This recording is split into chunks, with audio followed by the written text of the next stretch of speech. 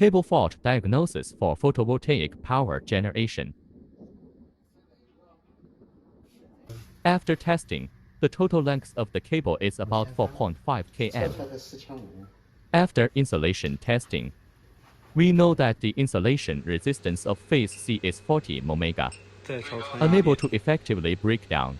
LB460, a breakdown function, was used for breakdown resistance reduction. Reuse ice testing. We can send. The measured fault distance is approximately 4.29 km. Reuse the ranging function of LB460A.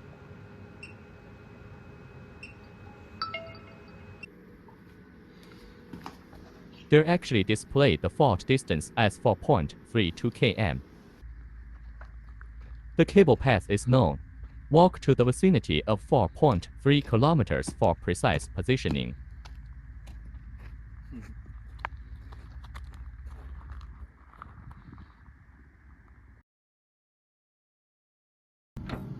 After locking the position, proceed with excavation. After excavation, the human ear has heard the sound of fault discharge. Positioning successful.